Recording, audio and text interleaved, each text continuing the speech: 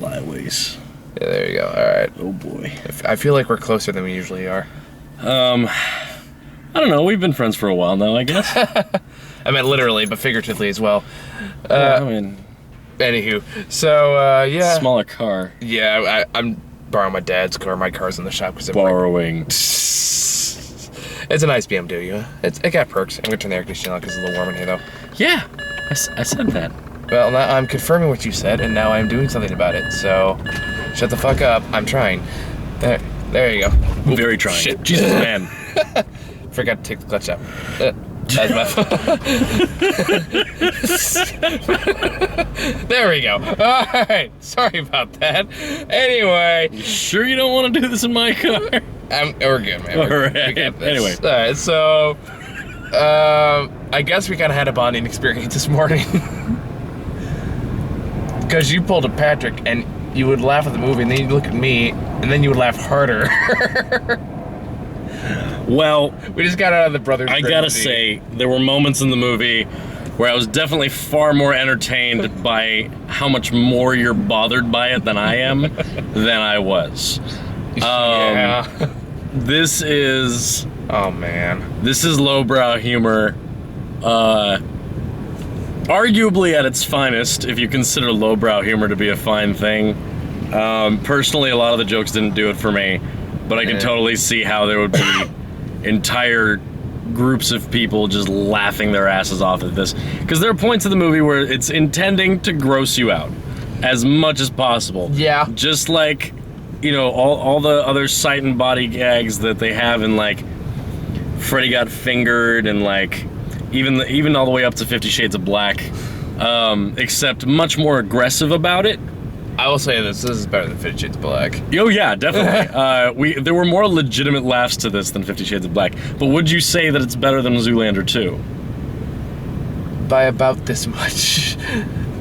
By about that. Here's the thing. Because at least I laughed once in this movie. Yeah, but there were jokes in this where you were just like, ah, or you were just like, that's not funny. But in Zoolander 2, there were jokes where you were like, really?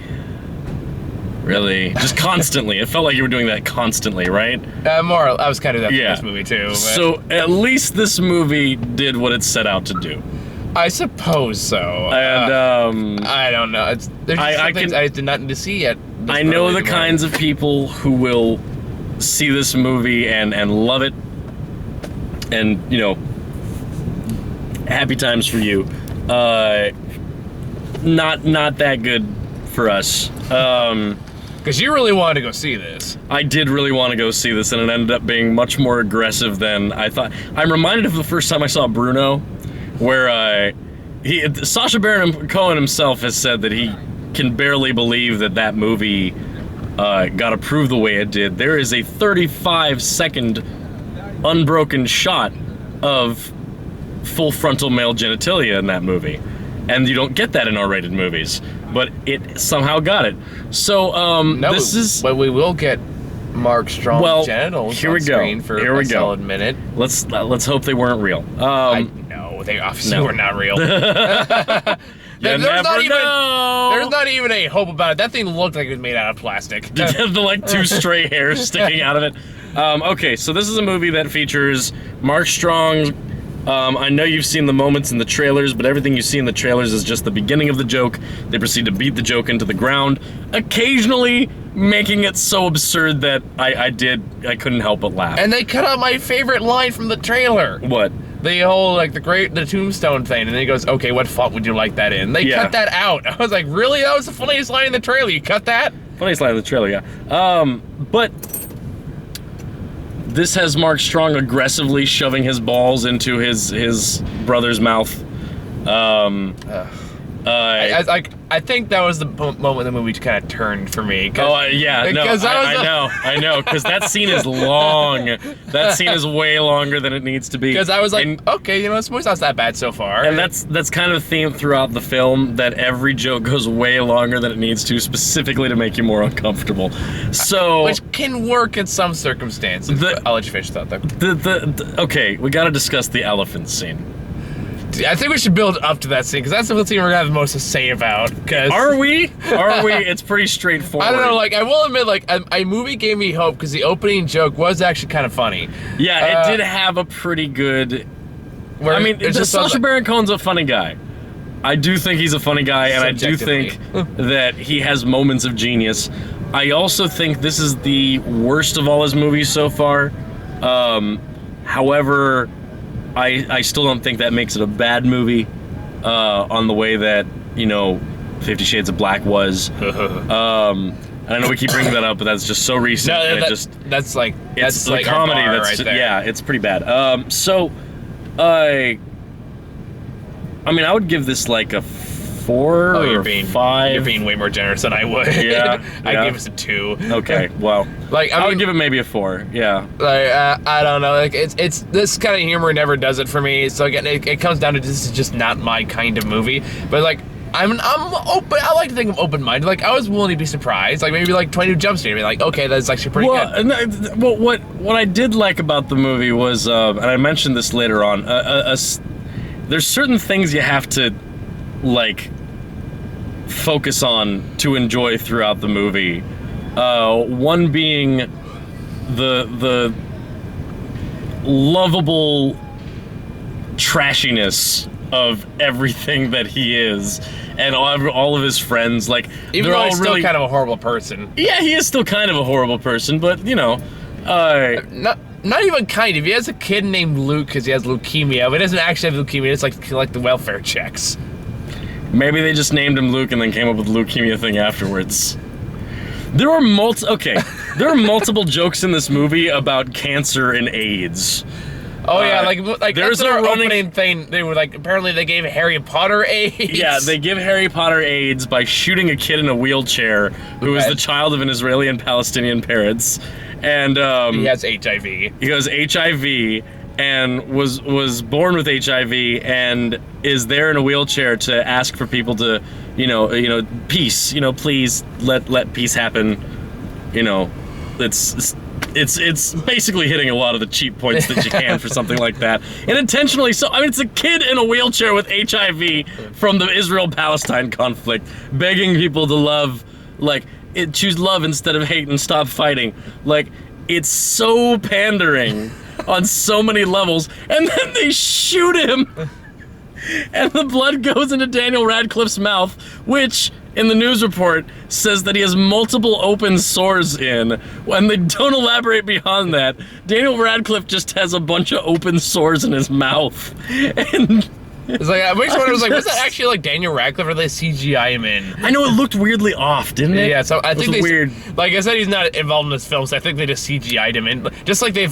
Yeah, probably. I would believe that. Just like they very clearly CGI'd Donald Trump at the end of the movie. Oh yeah, that was such a bad fucking. They just clearly took a 2D picture of Donald Trump and then CG'd the mouth. Like, it's just it's CGI pretty bad in this movie. But then again, not like I'm expecting great CGI from this movie.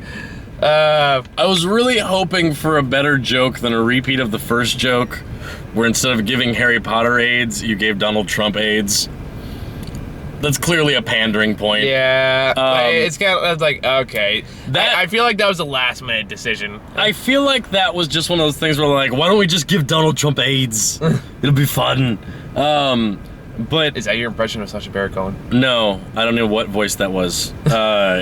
Some guy in the brainstorming room. Anyway, but I think that joke landed a little better than I'm Neil deGrasse Tyson, bitch. Oh, that's true. Yeah. Yeah. It's worse effects. Slightly better. Slightly better. Sorry, it's like that voice changed my. Did you watch Louis? Which, yeah. Which season? Like the most. I think it was like the 4th or 5th season. I haven't watched the 4th. Well, this one, there was a joke in there, like, sorry, just reminding the little voice you did there for a second. It's like, there's a joke where Louis listens to, like, Stan doing open mic night, and it's, like, has this horrible joke. Not a single joke is told. It's really depressing, really just horrible. And then he goes afterwards, like, well, can you give me some tips? He goes, okay, you're not to be a comedian, you're not funny, you're not telling any jokes, blah, blah, blah. He goes, well, what can I do? He's like, I don't know, do a funny voice. And then the episode ends with him like watching a late night TV show, and he goes, next on up, here's blah blah blah, and it's the same exact guy, he's telling these same exact jokes, doing a silly voice. He's sitting there, everyone's laughing. Oh god.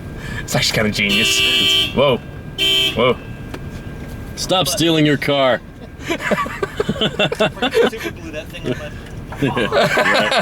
Anyway, back to the movie. Man. So, let's see. Brothers Grimsby did. So Harry Potter got AIDS, and then Donald Trump got AIDS.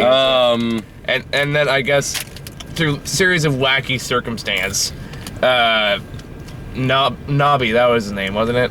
Nobby finds out his brother is working for MI6. He tracks him down. He interrupts him right in the middle of a shooting. He doesn't know his brother's working for MI6. That's right. He just knows where he is. He just hears that his brother's at this place, which happens to be where he's going to be pulling this assassination.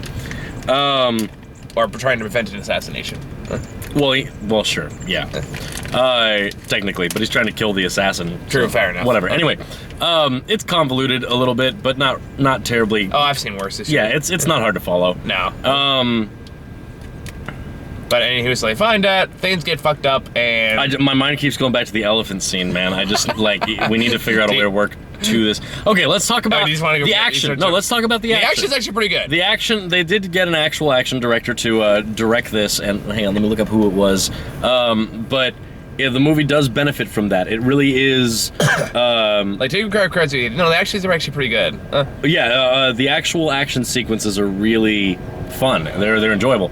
And... it's pretty ironic that the movie came with a trailer for Hardcore Henry before. I know, right? There are a bunch of action sequences in this that are in first person. It's really interesting. It's like that was another thing. It's like wonder is like they just hear that Hardcore Henry's coming out and they figured, hey, we can do that, or is that like a decision beforehand? Well, Hardcore Henry was based on a it was like online video. Yeah, it was a video that some guy made, and then he used it to get funding for this. So the concept came a couple of years ago. So I wouldn't be surprised if there are multiple action directors who were like, "Ooh, first-person action." Yeah, it sounds like fun. Although it's always kind of that's some serious continuity issues with that, though. That was the one problem they had with that. Is it? Who directed it? Director of The Transporter, Unleashed. Hey, Transporter 2 is amazing. The Transporter 2, The Incredible Hulk, and then Clash of the Titans, and Now You See Me. So his career hasn't been doing very well in the past. Well, that explains why we got a trailer for Now You See Me 2. Yeah, that's why I thought. But anywho. So anyway, wacky antics happen, they have to work together, and then they end up in Africa. I'm jumping ahead here, because we gotta talk about the one scene that we both are thinking about. And, before we get to that, though, we gotta talk about the point where I thought my brain kind of turned on Hang on, let's also talk about Rebel Wilson. It's Rebel Wilson. Yes. Okay, there we go. Rebel. He swore that he was doing it right in the theater, and I was like, you said Reba. And he's like, I swear I didn't. I'm like, I swear you did. It's like, damn it. He's trying. Like, I actually tried that time. He's trying. Making progress. Baby steps. But man, she always gets typecast. That's like, yeah, she always brings that little touch of class to the movie. So where sophisticated. She spreads her legs, and you're like, are they gonna show her vagina? And then all of a sudden, and no, don't worry, that was from a butt. Just the creases of her legs, just barely enough to hide it, and then just this. That didn't come. Don't worry, that didn't come from my bum. That one did. It's like, oh yeah, yes, we're gonna extend about 20 minutes of fart joke here. Boy. Or I feel like 20 minutes. This movie's only 70 minutes long. Yeah, it feels longer. It does feel longer. So yeah, there's fart humor, body. Thank God, a lot of body humor. Although, okay, little moments I loved. The badass punk kids. I could take him or leave him. Okay, I have a fondness for a lot of British shit. Fair enough. Me too, to a certain extent. And when it comes to the whole soccer hooligan archetype, there's certain things about that culture that are just, I guess maybe I just like as a piece of humor, but the fact that you have these little punk ass kids who have learned these bad mannerisms from their parents, from just hanging out them drunk while they're watching football matches, and just learning horrible habits and how to deal with problems. The fact that they have basically a hit squad of children to go around being adorable, being like, excuse me, I think you dropped something, and then smack them in the face with like, what was that? Like, I feel like cricket ball in a condom? Like, I don't know what that cricket was. Ball. It was like, a small ball. I thought it was one of those like, what do they call this giant gumballs you get from those machines. Jawbreaker. Jawbreaker, yeah. Oh, man. Yeah, no, that makes sense. Okay, yeah. A jawbreaker in a condom as a kid's fucking weapon. And he just beats the shit out of, like, this military guy, this SWAT dude. And then they drop a wheelchair on him from fucking 3 stories up. And then an attack dog. And then they throw an attack dog at the other guy, and you're like, oh god, are they gonna kill the dog? Nope, they just threw the dog at him. The dog just went to town. It's totally fine. Like, it's... You found this much more amusing than I did. I find that way more amusing than you did at all. It was I was having none of it. Yeah, I really enjoyed their take on the soccer hooligan. There's an archetype that they fuck with in each movie, whether it's the super hype hop white kid from the suburbs in Ali G, or the like clueless foreign reporter concept of like vaguely Middle Eastern from Borat, or overly flamboyant homosexual who makes people really, really uncomfortable with being forward with things, with Bruno. Keep going with your or the dictator with a dictator. Yeah, basically, just the that was pretty straightforward. Yeah, just making fun of any Middle Eastern dictator. Like, each one has its own stereotypes that they rag on, and then at the same time as they hound on that, they somehow also bring some of the lovability of that character to people who wouldn't normally accept it. Like me. Yeah. I still don't find it lovable. That's fine. You don't have to find Sacha Baron Cohen lovable. He was aggressively unlovable in this movie. I like Sacha Baron Cohen in movies he doesn't direct or write. Because I liked him in Hugo. I liked him in Les Mis. I'll give you that. Because I know he's a good actor. I know he commits to his characters, and I respect that. But I like him in movies where he doesn't direct or write. That's my thing for Sacha Baron Cohen. I don't hate him. I can understand. I just don't like his movies. It's funny. I think I respect his process more than I respect his movies themselves. Fair enough. And honestly, Borat and Bruno were, in my eyes, his best works. Fair enough. Borat, no question. Best movie that he's made. But in terms of like just silly having fun shit, like Ali G's In the House is still really funny as a goofy little movie. And this was definitely more along the lines of that. There were some things in The Dictator where you could tell he was doing Borat style stuff where he was going in public and messing with people. Yeah. Like when he got his hair cut and his beard shaved and like... I never saw the movie, so I can't... Really? It's better than this. That movie came out before I started doing this. Yeah, it was. So I didn't need to see it at the it's time. way better than this. Oh, good. I'll tell you that. But yeah, it's kind of sad that this is his worst movie, but at the same time, I feel like it has certain moments that make it fun enough to redeem it. And it's certainly not as bad as some comedies we've seen. Oh no, like this doesn't hold anything to Dirty Grandpa or Finish It to Black. Yeah. Like Dirty Grandpa still made me much angrier than this movie did. And this movie does have a really weird little heart to it. Sure. It has a weird sweetness to a lot of it. Because one of the main themes of the movie is... Well, I'm glad you think that. The conflict between the brothers, man. The fact that it ends with them shoving rockets up their ass. Together. Okay, I was gonna say your timing on that was perfect. Okay, but seriously, like, throughout the whole movie, the conflict is that Sebastian feels betrayed by his brother. He doesn't want to go back to the family, doesn't want anything to do with it. Throughout the whole movie, he's remembering that the things that made his relationship with his brother good. And it gets more endeared to him throughout the movie.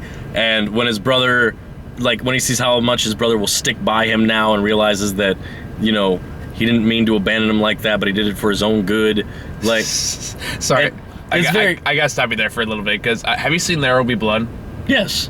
I abandoned my son. Because that's all I could think of is just Sacha Baron Cohen in a church somewhere going, "You abandoned your brother." Yeah, right. But when that came around, like, the fact that they really just wanted to be there for each other, like, they really became a team in the end. And I love that Nobby's, like, drunk football scrappiness was enough to be on par with Sebastian's MI6 fucking highly trained martial arts to keep taking down these secret agents as they fight their way through the football stadium. Like, it's just ridiculous. By the way, was Sacha Baron Cohen wearing a prosthetic stomach? Because that looked a little weird. It looked a little weird when he had the shirt on, but when he had the shirt off, it looked completely natural. Really? Because it looked a little weird even when the shirt was off to me. It was just really hairless. I think that's the problem. Maybe that could be it. It was really weirdly hairless. I don't know. Like, it didn't look like real flesh to me. But No, that's what really hairless, smooth bellies look like. fair enough. I guess I was contrasting that to the other shirtless, fat-bellied people in that same scene. Yeah, but they had a lot more meat on them. Yeah. So it wasn't as, like, just smooth bulb of belly. It was like, it very much looked like a food baby. Okay. They looked pregnant with food. Made me hungry, actually, kind of. In a weird way. Sacha Baron Cohen's pot belly. No, just food baby. It just made me hungry. Food baby. I want a food baby. Implies that you're going to give birth to a giant poop. That's what food baby is. It doesn't imply It involves the food, food. and I could use food. Size of a because baby. It's early. Yeah, that's... Anyway. So, there are scenes in the movie centered around poop. There's the scene in the hotel room. Oh, God, that fucking scene. Which, it was... Okay. Can you tell On me? one hand, I hated the fact that the scene went as long as it did. On the other hand, I was increasingly impressed as the scene went along that they managed to stretch the joke that far with the script. I felt like I was seeing that joke in Austin Powers 2 or 3. That's kind of what I felt like. Yeah, it's a joke that's been done, but they just kept going with it and just... I was done at that point with the movie. I was amused by his facial reactions to it. Just the whole thing. Okay, so basically, there's this really hot woman that he's supposed to seduce, but he thinks she's the maid who's come to his room to unclog his toilet. But she's also there to aggressively seduce him so that her husband can come and kill him because she thinks that he's his brother. It's a thing. But but basically they go into the bathroom and they have one of those conversations where there's a whole disconnect where he thinks she's talking about him taking a shit and clogging the toilet. She thinks he's talking about having sex with her. And so the joke of like, you know, I didn't expect to do it in here. Where'd you expect to do it? The bed? The bed? I'm not some kind of animal. Like, I haven't done that in 5 weeks. Yeah, right? Shit like that. So, yeah, you said shit. Yeah, so, Sorry. With that in mind, like, she does this whole thing and she's like, I'll take it out. I'll take it in my hand. I'll be like, that's weird, but okay. She's like, I'll kiss it. Kiss it? And then I'll put the whole thing in my mouth. And he's like, you're weird. Just, what was it? I bet it'll taste like strawberries. Like, that was the point where I just kind of looked at you like, the fuck is wrong with you? It was because they're messing with you, man. That's the thing. We have to look at the teabagging scene though, because that was a scene like that was just so bad. Because that was the point where you looked at me, and that was the first time you just burst out hysterically laughing. Here's the thing, I was not laughing at that scene. No, I know you were. I was not. I was like, all right, get the joke, balls in the mouth. You're just gonna keep. Okay, you're gonna keep going with it. All right. This is, and the thing about it is that joke would have been funny in a movie like Borat because there would have been some measure of it when they're trolling normal people who don't know what's going on. Yeah. And that to me is the huge part of comedy within Borat. It's the fact that you get people who are not in on the joke, who are just bewildered and baffled, and you get to see candid responses to that. Here, it's just a dude shoving his balls into another guy's mouth. And give Mark Strong credit. He is trying to act the shit out of this thing. Yeah. Let me like that was another point that I wanted to make about this, is that the contrast between how Sacha Baron Cohen approaches this as the doofus character that he always plays, just a different flavor of it, versus Mark Strong tackling this role with all he's got. and Mark Strong is a solid actor. Like, he knows what he's fucking doing. So when there's intensity, he's real about it. When he says, I need you to suck my balls, like, he completely sells it. I think that dude is watching. I think he might have heard me. Because he looked at us in the car with us. He was fine. See, that's what I'm talking about. That's the real comedy. But yeah, like the way that he acts out every scene, there's not a single ounce of ham in what he's doing. He takes down to when he shoves the other rocket up his ass at the very end. He takes that so seriously. He's like, "I'm with you, brother," and like, "You never gonna leave him again." Yeah, he's like, "You got another asshole. I'm from Grimsby too," and like, and he takes his pants down, and the look on his face just. Just and he's even doing like the La Miz breathe, like just this unbelievable, man. It Mark Strong's approach to the script is really interesting. I really found that an interesting interaction because it's not even an interaction between personalities in the movie. No. It's like an interaction between two different styles of movie. It's like if you had Daniel Day-Lewis paired up with Paul Schneider in the same movie. I don't know about Paul Schneider. Who would be more appropriate comparison? Oh, God. Adam Sandler? Not these days. Will Ferrell? Maybe. Will Ferrell still has a lot of good in him. Yeah, regardless. Let's do that. He did manage to make the second half of Zoolander more bearable. Will Ferrell? Somehow the best part my of that disdain movie. With Will Ferrell aside, I will give him credit for that. There you go.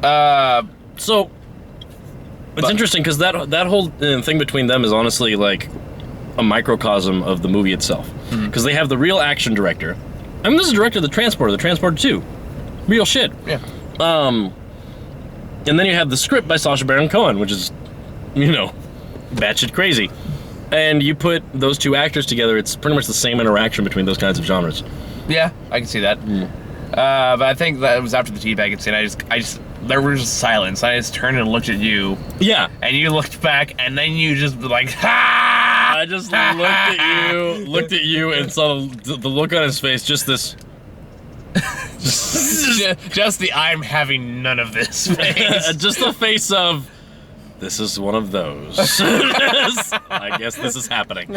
And then later on, okay, that was hilarious. Let's probably talk about the elephant scene. Okay, so they go to. It's amazing because the movie just goes to Africa with practically no transition, or explanation for that matter. No, it's explained. They jump onto the fucking crate and just hitch a ride to Africa, for reasons. Yeah. So that's interesting, but. Okay, so the guys are chasing them, they're trying to escape, and way early, they see a herd of elephants, and way earlier in the movie, if you'd been paying attention to the TV, you would have noticed that one of the documentaries on the TV, so the uterus could expand to like 25 cubic feet. Yeah, the uterus of an elephant can expand to 25 cubic feet. So, guess where that's going? The Brothers Grimsby hide in an elephant vagina. Which that wasn't bad enough. Here's the thing. For me, that was okay because Ace Ventura did it. Yeah, I was thinking Ace Ventura. Ace Ventura did that bit. But just to, see how much the audience could take. Just to turn the knife, the scene took a turn that I completely did not expect. And herein lies the humor of the scene, which is how much further can we push it and the audience will still be surprised at what we're doing. So I'm gonna roll up the windows for this because we got this elderly couple that just pulled up next to us. No. Roll them down. This is perfect. This is perfect. Perfect. Plus I'm warm. Fuck that. You can turn the little thermometer stand up here. It's fine. He goes to exit, and instead of just diving out, sees an elephant running towards the female elephant. And, of course, you see the giant shot of the big elephant dick. And I thought they might do the thing where, they're like, ah, and they cut it. Nope. And that's the joke. No. You get the elephant penis coming straight in and repeatedly jabbing Mark Strong in the face, and eventually just coming buckets all over him. And it is pretty thick, goopy cum. It's movie cum, but it's a lot. It's a lot. I've talked about a lot of things on this show. I never thought buckets of elephant semen would be one of them. Buckets of thick, goopy elephant semen. And so, but no, that's not enough. No. That elephant exits. A whole stampede of elephant comes along and keeps on going. Now, this is made even more hilarious by the fact that the elephants have formed an actual line, like a queue leading up to the female elephant. And it's it's That was a point where I just that was when I saw the line of elephants. That was the first time I laughed, like properly at that scene. The rest of it was me going, "Oh God, and then looking at Michael and going, "This is so much worse for you than it is for me." Because I was there like, Human Centipede 2 is one of my favorite movies. I can deal with some shit. oh, This God. guy, I was like, it was no. beautiful. I was like, no. Beautiful. No, what? And the thing is, they keep showing the elephants coming. And like, I mean, on one hand, I was And- kind of conflicted too, because like, on one hand, ew, on the other hand, practical effects. Practical effects. Yeah, no, these are real, not real elephant dicks, I'm hoping, but I hope you know, not. but real prosthetic elephant, like they're jabbing these guys with this thing. They built a fucking elephant uterus and an elephant dick just because they could shove their two main stars in there and jab them in the face and ass with it and then come all over them. I just want to hear the pitch that Mark Strong's agent did for this script. Just hear him go, well, you want me to do what? I honestly, Mark Strong has a good enough career, and I think he's respected enough as an actor that he chose to do this. Yeah, thanks. Has he done much good lately? Because I know his career kind of took a hit after Green Lantern. Green Lantern was before, no, Green Lantern was after Sherlock Holmes, huh? Yeah. I don't know. I feel like I've seen him recently. I can't say I've seen him much lately. Oh, we can look him up. Maybe Anyway, mini stuff, but anyway. regardless, I don't think he would have to do a movie like this if he didn't really want to. I think he could actually look at a joke involving a shit ton of elephant semen and then say, you know what, that's not me. Because here's the thing. You either have very strong feelings about a scene like that or you don't. Well, Either you read that script and you're like, fuck no, what the hell did you bring me? Or, you know what? fuck I it. think this will be funny. and here's the thing. Mark Strong, there is an angle. There is a shot during the fucking teabagging scene where it's upwards from between Mark Strong's legs and you're just watching him sweating and gritting, going, come on, suck it, try it. And you can see his sweaty knees and like, it's really an unpleasant shot. And during that whole scene, he goes at it with such gusto. He does. Suck it. He really puts himself, he is not a guy who is not into this movie. Throughout this movie, he is giving it his dedication. This isn't me, Ian McKellen in X3 going, what have I done? Like, this is like, he was having at least a good time while he was making this movie. Fair enough. So, God. line of elephant penises and semen. And, yeah, somehow, the fucked up thing is that I feel like... By the way, it's worth noting we were the only ones in the theater for this. Yeah, but it is 10:15 on, what, a Wednesday? It's Wednesday, right? Yeah. Yeah, that's weird time. Plus, we're not exactly in a neighborhood with a bunch of, like, residential shit. I mean, I point that out because this is the point in the theater where you were laughing hysterically and I just curled up into a fetal position. Oh, on the yeah. chair. He just curled up and refused at one point. Because I was like, no, I'm fucking done. I'm fucking done. As Sacha Baron Cohen, man, there's only so much jizz a man can take. And you're laughing, you're patting me on the shoulder like, it's okay, man, it's okay. I'm like, Dude, no, there it's not was, okay. Like, random little visual gags for no reason. Like Sacha Baron Cohen's fight with the guy in the waxing parlor. And he gets in a fist fight with him, gets spun around, his face gets dipped into the hot wax a little bit, and then he gets flipped around and slammed onto the guy who's being waxed. And rips a patch right out of his hairy spot right here, and he comes up with a fucking goatee. And that's the gag. That's the whole gag. It's a Looney Tunes gag, man. No, it's a straight Looney Tunes gag. That is some cartoon shit. No, I call Wes Anderson the modern day Looney Tunes creator, but dude, it literally has cartoon cutouts in there. You saw Grand Budapest Hotel, right? It works, trust me. We're gonna discuss this more later. But I would say that if we're comparing this to cartoons, this is definitely along the lines of Ren and Stimpy. Okay, Ren and Stimpy I'll agree with. Okay, now think about that comedy philosophy. Ren and Stimpy, a good amount of their humor was strictly to gross you out. True. It was funny because it was gross. Because you're like, ew, oh god, but neither one of us laughed at these jokes. I did. Well, you said you only laughed at when the elephants got in the line, though. Yes, when they got in line, I was like, yes, but I mean, it didn't bother me that much. I was definitely sitting at that scene going, oh god, oh. No, like, I'm not gonna get my high horse that I guess morally offended me or like it's not for me. Like I'm not trying to morally offend you. I'm just saying like. No, like I'm pointing out, like that's not my approach to this kind of comedy. It's like, oh, I'm offended. Like this is so disgusting. Like it just doesn't work for me. I appreciate that, but I guess I'm just trying to draw like, you know me. I try to do the history of the different kinds of comedy when we talk about this shit. Yeah. So, granted, it's not like I'm an authority on that figure. I'm just a big fan of different kinds of comedy through the years, and I know some of the things that connect some of them. And I feel like this has that parallel to that great, crazy, gross out humor style, and. Sometimes the jokes are decent, sometimes the jokes fall flat. More often than not, they fall flat. But I had fun. Good for you. I had fun. Between the action sequences and the jokes that actually landed, I had fun. I'm glad you enjoyed yourself. I did. I did not, but I'm glad you did. And you're not a dick about it either, which I appreciate. It's a bit of pre-ejaculate at most. Grow up.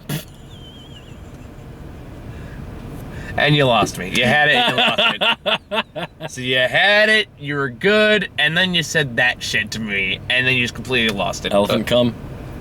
Buckets. Just buckets. You're just trying to troll me now, aren't you? Like, what would you do on Nickelodeon with the slime? Or maybe, hey, Ghostbusters is coming out. Do you think they'll have Slimer? Well, they do. They had Slimer in there, didn't they? What? He was in the trailer. He was in the trailer? Yeah. I didn't watch the trailer. Good. Yeah. Okay, so Slimer's in there. Do you think they're gonna make a semen joke about that? It's Paul Feig. It's entirely possible. I don't know. I have no hope for that movie whatsoever. Yeah, my issues from the movie branch from a whole bunch of things. I just know that me and Ron got so mad about it, we ranted about the trailer for an hour and a half. Really? Well, it was actually an hour. Did you record it? We did. It's on YouTube. Oh, I'd like to see that. Yep. We literally talk about like almost every frame of the trailer. Okay. Well, I guess my main problem with it is just the fact that it's unnecessary. It's not that it's unnecessary. They could take the gimmick and they could do something really good with it, but they're not trying. No, they're not. These are not the comedy geniuses that was it Harold Ramis? Yeah. Helped write this. Like these are not those people, and they don't understand comedy the same way. No. And the way that they approach comedy doesn't suit that style of comedy, and I just don't think Paul Feig's movies are funny. I've never found Kristen Wiig funny in anything she's ever done. I'm not too familiar with her, but I don't like Miss McCarthy. She's hit or miss, but this looks like one of her misses. I don't like I don't know her name. I've only seen her on SNL, the black lady. Yeah, her, the one that's got the one that's caused all the controversy. Well, the fact that people are saying that she's playing an archetype, just being loud and that one, like the one that's attacking her personally, which I think is kind of immature. Yeah, no, that's kind of fucked up. I mean, here's the thing, like these actors are just doing their jobs. Yeah, they're doing their jobs and they're having fun doing it. And honestly, it's not going to be my bag. There's some people who are going to love it just for being what it is. I'm just not going to enjoy it for the reasons that I would want a Ghostbusters 3, you know? Yeah. Or if it's a reboot or a sequel, we still don't even really know what that is. And that's my main thing about it. Like, I'm not going to get mad about it. It's just not for me. It's like the Pete's Dragon remake. Oh, yeah. Did you see the trailer for that? I did. I was like, ridiculous. Man, really? It's like, are they going to keep him, like, I can see they're trying to still keep him chubby, which means that hopefully he's going to be a little goofy and stuff. But it looks like E.T. It does. Like, it has that tone of, like, magical, like, adults are suspicious of this thing that's happening, but the kids are like, It's kind of, it's like, did you even watch the original? yeah, the original was a goofy musical starring a dopey-looking dragon with a pink Beatles haircut. Like, for fuck's sakes. You're gonna turn into... I feel like even the Jungle Book movie he's like more to the original than like Pete's Dragon looks like it is. Yeah, but I mean, we still only have that teaser, so who knows? But that's what I'm saying. Like, actually, they did release a full trailer for that. Oh, I didn't see the full one. But that's the point I'm trying to make about it. It's not. Maybe it'll reach a whole new generation of people. It's been so long that whatever we get, it's like, all right, sure, it's not going to be what we wanted it to be. The time for us to get a proper Ghostbusters 3 movie was in the early 90s. Play the video game. That's my solution. No, that's the thing. The video game was made from the script that was supposed to be Ghostbusters 3. That's basically why I count it as Ghostbusters 3. Yeah. So, yeah, I mean, if you want that out of that, you're not going to get it. But if you just chill and just be like, you know what, it's for a new generation, they're rebooting it, why not? I'm just not gonna give a shit. It's like, I was trying to tell you, someone watching the movie, like, if you hear about recent Ian McShane, shit that he said about Game of Thrones, it's actually kind of amazing. No, don't tell me. Isn't it spoilery? Well, he says something about his character is kind of spoilery, but people got mad at him for giving a spoiler, so he went on stage, basically said, I don't give a fuck, and said, get a life, people. It's just tits and dragons. Like, word for word, that's what he said. Wow. I wonder how George R.R. Martin feels about that. And he said he like took the job because he wanted to get reacquainted with like, a couple of people he knew. This is the cast. But even the characters that got killed off too. He's like, he still took the job anyway because he realized it was only going to be like for a day. So. Well. It's like, okay. There you go. I kind of, it's like, on one hand, kind of respect the other hand, kind of respect the fact, like, I don't give a fuck what you think. So I kind of respect that in a weird way. There you go, spoiling right after I told you not to. Well, to be fair, I only spoiled what he said about it. I didn't say what he actually said about it. I specifically said not to talk about it because it's a spoiler. Well, get a life, dude. It's tits and dragons. Get over it. I'll hit you in the face on camera. Bring it on, motherfucker. I have evidence for court. I'm really tempted to. I'm so tempted to. It's okay. I have a very punchable face, I've been told. You're not helping.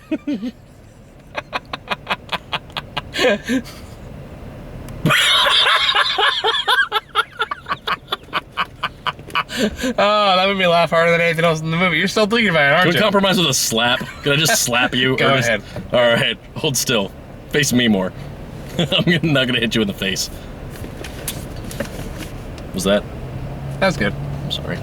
That felt worse than I thought. I thought I was meant to go like this and glance off and be like a smack, but it like shoved your face. So I was like, oh man. You might have well just punched me. Sorry, buddy. I don't know how to bitch slap. I have man hands. So that's on camera. Lawsuit. Stop it, white man. Put it down. Fight your instincts. Anyway, that just happened. I'm gonna tell Ron to put that in the trailer. Okay, yeah. So, why don't we just?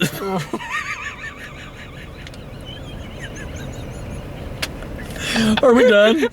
I think we're done. I think you're about done, yeah. Okay, is there any closing statements you want to say about the Brothers Grimsby? It's not for me. It's not entirely for me. If you like dick and fart jokes, you'll probably enjoy this. But gross out humor. I think if you're just listening to us, you kind of understand whether or not you like this movie. But if you watch the trailers and you're like, I don't like this at all, it's the movie's not gonna change your mind. I really debated having this review just be me bringing up the elephant scene, discussing it with you, and just saying, however you feel about that scene is how you will feel about the whole movie. More or less. That's it. I'd agree on that. Yeah. I mean, there was more to talk about, but that's really a good litmus test. Yeah. So I think based on that, you figure whether or not you like this movie. So I think that's all we got for today. I gotta see Cloverfield probably tomorrow. Hopefully that'll be good.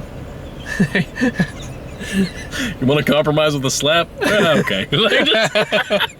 I'm pretty easygoing. It's why people like me. I'll go along with mostly anything. Because you let them hit you? That's how I got my last relationship. Oh. I need to hear that story. That's... I'm kidding. That's not actually true. It was much more verbal and emotional. But oh, this took a turn. she was a bitch. That's generally how you refer to exes. No, like I'm actually if you have cool. an unhealthy relationship with them. I'm with cool with my other exes. This is the first one I actively did not like. That's a story for another time. It was just a bit of premature ejaculate, Michael. Grow up. Good night, everybody.